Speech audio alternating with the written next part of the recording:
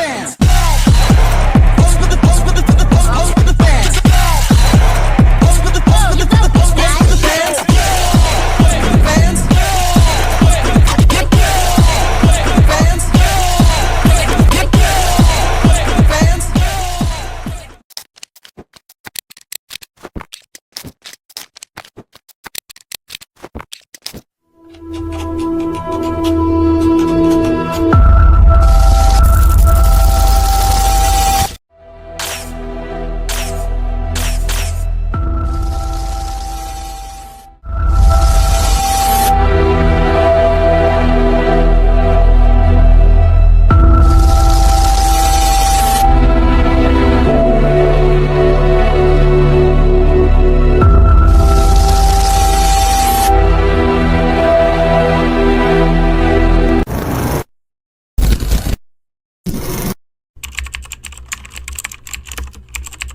Untuk sejarah jurnalistik untuk UIN Bandung sendiri ya, itu berdiri tahun 1998, tepatnya di 21 Mei 1998. Untuk pendirinya sendiri sebenarnya saya sendiri lupa namanya, yang jelas dia itu adalah orang yang memang pecinta Belanda.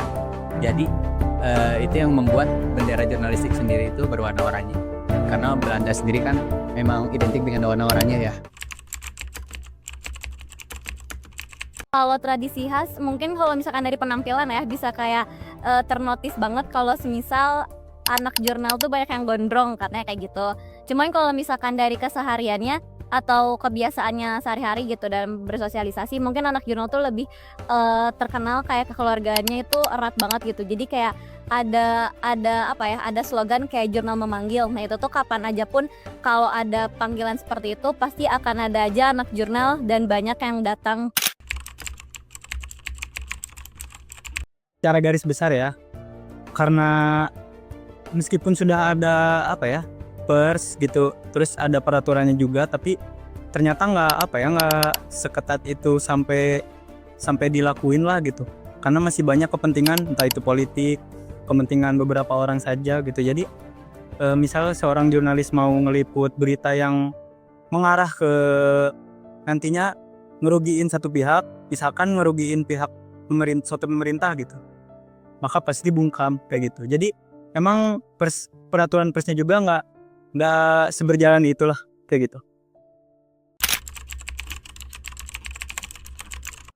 Setahu aku UKJ, STMJ, RSJ sama teater teknik. Untuk UKJ di jurnalistik sendiri ada 3 ya teman-teman.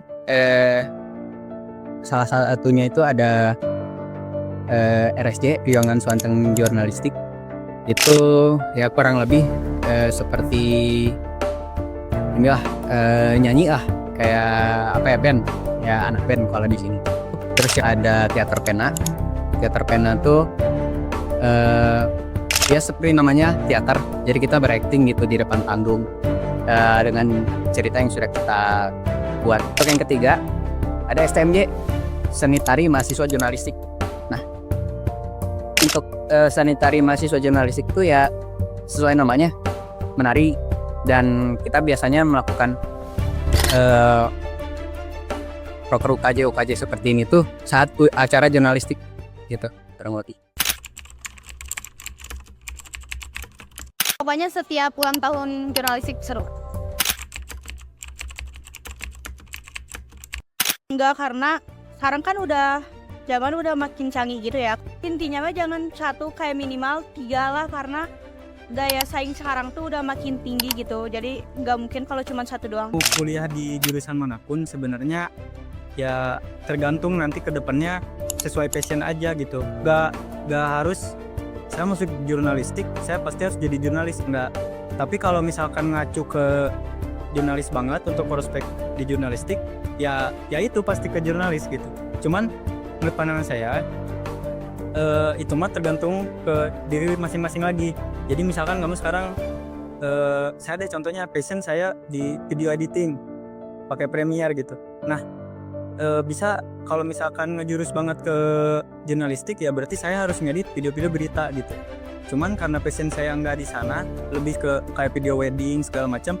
Jadi ya nanti mungkin masuknya ke wedding organizers kayak gitu. di kuliah gitu ya, misalnya sekolah gitu ada ketentuan-ketentuan yang emang kita harus belajar, dan menurut aku kalau kita mempunyai keterampilan jurnalistik itu sangat membantu untuk dunia kerja kita gitu. Meskipun sekarang sudah banyak gitu orang-orang yang mungkin tidak punya gelar jurnalistik pun bisa jadi jurnalis gitu, tapi tetap aja ada beberapa hal yang mungkin tidak bisa dihilangkan dari kalau misalkan kita jurnalis yang emang beneran kita belajar kayak gitu.